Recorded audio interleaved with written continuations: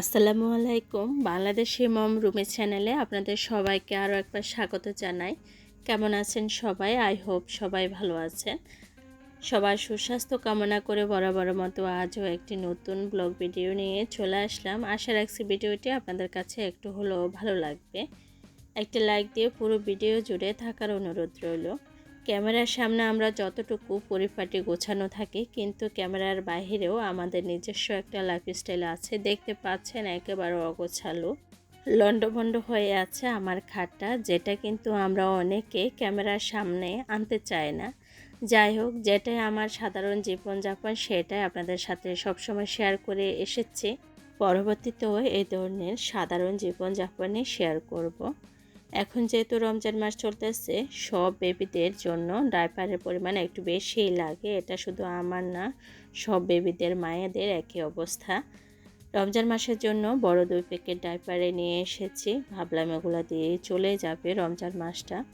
যেহেতু রমজান মাস, সেজন্য চেষ্টা করে নিজেকে সব সময় একটু পাক পবিত্র রাখার। এমনিতে তো ফ্রেশ থাকার চেষ্টা করে মা মেয়ে, তবুও কিন্তু আমরা ছোট বেবির মারা যতটুকু ফ্রেশ থাকতে চাই, কিন্তু থাকা যায় না। বাবুরা যখন প্রস্রাব পায়খানা করে, ওগুলো আমাদের মাদেরই পরিষ্কার করতে হয়। হয়তো বা নিজের অজান্তে নিজের পোশাকে একটু লেগেও যেতে পারে। সেজন্য আমি চেষ্টা করি বাবুর গোসলের পর থেকে বাবুকে ডাইপার পরিয়ে দেওয়া। এতে করে হয় কি, আমার মেয়েও ফ্রেশ থাকে আর আমার নিজেরও কোনো টেনশন থাকে না পাক পবিত্র নিয়ে, পোশাককে অপরিষ্কার নিয়ে। এটাই আমি পুরো রমজান মাস ধরে চালিয়ে নেব। যাই হোক, আপনারা যারা ছোট বেবির মারা আছেন, চাইলে এই কাজটা করতে পারেন।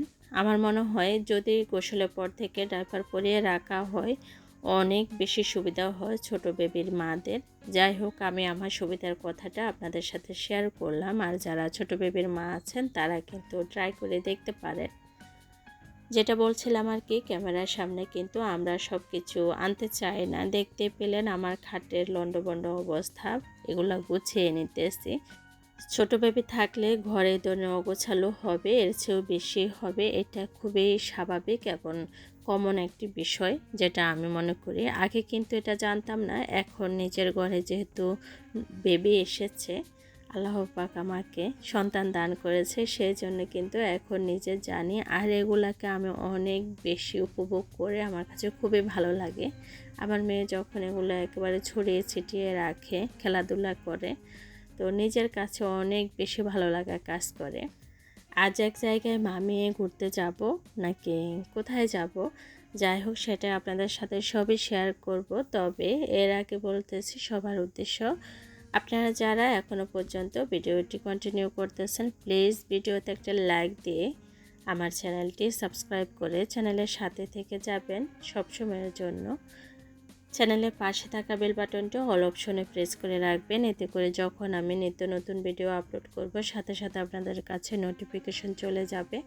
চাইলে যে কোনো সময় সুযোগ করে আমার ভিডিওগুলো আপনারা দেখে নিতে পারবেন। বিশেষ করে আজকে প্রথম যারা আমার চ্যানেলটি ভিজিট করতেছেন, আমি তাদের উদ্দেশ্য বলছি, প্লিজ আমার চ্যানেলটি সাবস্ক্রাইব করে চ্যানেলের সাথে থেকে যাবেন। আর যারা অলরেডি এই কাজগুলো করে আমার পাশে আছেন, আমি সেই সমস্ত বন্ধুদেরকে জানাচ্ছি আমার মন থেকে অনেক অনেক ভালোবাসা এবং দোয়া তাদের জন্য। এই তো খাটটা আমি মোটামুটিভাবে গুছিয়ে নিয়েছি। অতটা আমি পরিপাটি করে গোছাতে পারি না। ছোট বেবি থাকলে আসলে গুছিয়ে রাখাটাই অনেক বেশি কষ্ট হয়ে যায়। বাইরে কোথাও যাওয়ার আগে যদি নিজের ঘরটা গুছিয়ে রাখা যায়, ঘরের কাজগুলো গুছিয়ে যদি যাওয়া যায়, তাহলে ওখান থেকে আসার পর নিজের কাছে অনেক বেশি রিল্যাক্স লাগে। আর এসে যদি কোনো কাজ করতে হয়, তখন কিন্তু আমার মন মেজাজ কিন্তু অনেক বেশি খারাপ থাকে। আর তাছাড়া আমি বাইরে গেলে ওখান থেকে আসার পর কেমন জানি আমার শরীরটা একেবারে দুর্বল হয়ে যায়। কোনো রকম কোনো প্রকারের এনার্জি থাকে না কোনো কাজ করার। তো সেই জন্য আমি কোনো জায়গায় যাওয়ার আগে সবসময় চেষ্টা করি ঘরের কাজগুলো গুছিয়ে নিতে। যেহেতু বাইরে যাব, সেজন্য আমি রান্নার কাজটাও সেরে নিতেছি। তাছাড়া এখন কিন্তু রমজান মাস, রোজা রেখে তো এই ধরনের কাজ করা মোটেই সম্ভব না। রোজা না থাকলেও কিন্তু আমি অনেক বেশি দুর্বল হয়ে যাই রোজা থেকে। আর কি বলবো, কি রান্না করতেছে অবশ্যই দেখে নিচ্ছে, বুঝতে পারছেন আপনারা। এখানে রান্না করতেছি দেশি মোরগের মাংস। তো দেশি মোরগ কিন্তু সবাই কম বেশি পছন্দ করে অন্যান্য মোরগের চেয়ে। তো নিজেদের ঘরের পালা মোরগ রান্না করে নিতেছি, সেই সাথে রান্না করব আর কুমড়া ভাজি। শুধু মাছ মাংস দিয়ে আমি কিন্তু ভাত খেতে পারি না। এই যে আলুটা দেখতেছেন, আমার অনেক আপুরা কিন্তু মাছ মাংসের সাথে আলু দেওয়াটা পছন্দ করে না। যাই হোক, যার যেটা পছন্দ রুচি সেটা। আমি কিন্তু মাছ মাংসের সাথে আলু দিতে ভীষণ পছন্দ করি। আগেও একসময় আমি পছন্দ করতাম না, তবে আপনাদের ভাইয়ার সাথে রান্না করতে করতে সেজন্য এখন কেন জানি আমি নিজেও পছন্দ করি। এত রান্নাটা আমি করে নিতেছি। আর একটা কথা না বললে নয়, আমি যে চুলাতে রান্না করতেছি সিমেন্টের চুলাটার অবস্থা খুবই খারাপ, আপনারা একটু ইগনোর করবেন। রান্না করে ঘরটা একটু করে গুছিয়ে এখন মা মেয়ে চলে যাচ্ছে, সেই সাথে কিন্তু আমার ভাগ্নিও আছে। তো আমার মেয়েকে নিয়ে একটু ভিডিও করলাম, আমাদের দরজাতে এসে গাড়ির জন্য অপেক্ষা করতেছি। দেখে নিশ্চয় বুঝতে পারছেন, আমাদের একেবারে দরজা থেকে মেইন রোড খুবই নিকটে, একেবারে কাছে। দরজা থেকে বের হলে আমাদের মেইন রোড। আজকে আমরা যাচ্ছি মা মেয়ে আমার কলিজার টুকরাকে টিকা দেওয়ার জন্য।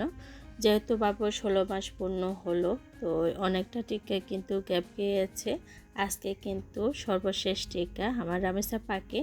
তো লাস্ট দিন গিয়ে কিন্তু আমার মেয়ে টিকা কেন্দ্র অনেক বেশি দুষ্টপনা করতেছে, সেটাও আপনাদের সাথে একটু করে শেয়ার করলাম।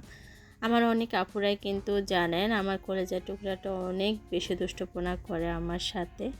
তো তার মধ্যে একটু করে আপনাদের সাথে আজ শেয়ার করলাম টিকা কেন্দ্রে গিয়ে সে যে কতটা দুষ্টপনা করেছে। একে ধরে ওকে ধরে, ওদিকে যাই সেদিকে যাই, বলতে পারেন ছোটো বাবুরা এই ধরনের ছোটাছুটি করে। তবে আমার মেয়েটা মনে হয় একটু বেশি পাকনামো করতেছে। দেখুন ছোটো বাবুদের সাথে উনি হাসাহাসি করতেছে। এই তো যাই হোক না কেন, আল্লাহ পাক আমাকে অনেক বড় একটা সম্পদ দান করেছেন। আলহামদুলিল্লাহ, আলহামদুলিল্লাহ। আল্লাহ পাকের দরবারে শুকরিয়া আদায় করে শেষ করতে পারবো না। আল্লাহ পাক যে আমার কোল আলো করে আমার ঘর জুড়ে আমার কলিজার টুকরার আবেসা পাখিকে দান করেছেন, আসলে কী বলবো। আল্লাহ পাকের শুকরিয়া আদায় করে শেষ করতে পারবো না। আমার মেয়েটা এতটা দুষ্টপনা করতেছে, মনে হয় যেন ওখানে সবাইকে অনেক আগ থেকে উনি চেনে জানে, সব কিছু ওরকমই মনে হচ্ছে। টিকা কেন্দ্রে গেলে একটা জিনিস খুবই বিরক্তি লাগে, ঘন্টার পর ঘন্টা অপেক্ষা করতে হয়, কিন্তু টিকার সিরিয়াল আসে না। এই তো চেয়ারে বসেছি, এখানে পাক্কা আমি 1 থেকে 1.5 ঘন্টা বসে আছি। যাই হোক 2 ঘন্টার সময় বাড়িতে আসতে পারলাম, এই আর কি। তো অপেক্ষার অবসান কিন্তু আমার শেষ হলো।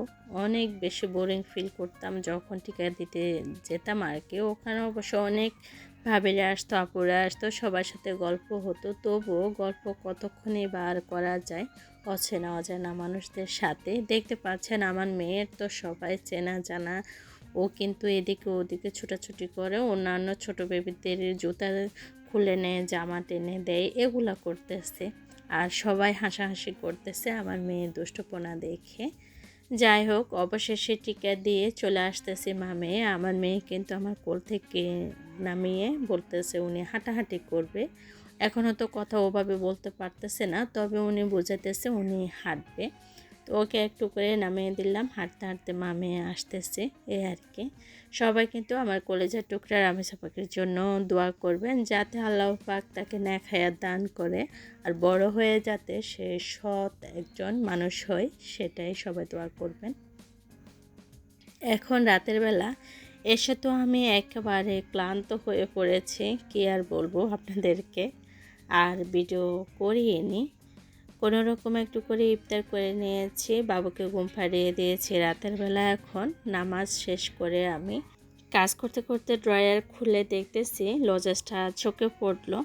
তো ভাবলাম অনেক দিন ধরে পড়ে আছে এই লজেসটা, এখন খেয়ে নিই। অনেক দিনই তো, অনেক দিন না, মাস হয়ে গেছে আপনাদের ভাইয়া পাঠিয়েছে। এই যে লজেসটা দেখতেছেন আমার অনেক বেশি ফেভারিট একটি লজেস। আমার স্বামীজান যখনই সুযোগ পায় প্রবাস থেকে দেশে কিছু পাঠানোর জন্য, তখন বেশি যদি না পারে আমার জন্য 2টা হলেও পাঠায়, এতটা পছন্দ করে। অবশ্য দেশের বাড়িতে আছে, হয়তো বা দাম একটু বেশি, তো দাম কোনো বিষয় না, যেহেতু পছন্দ করে সেজন্য কিন্তু মাঝে মধ্যে আমার জন্য আনতো।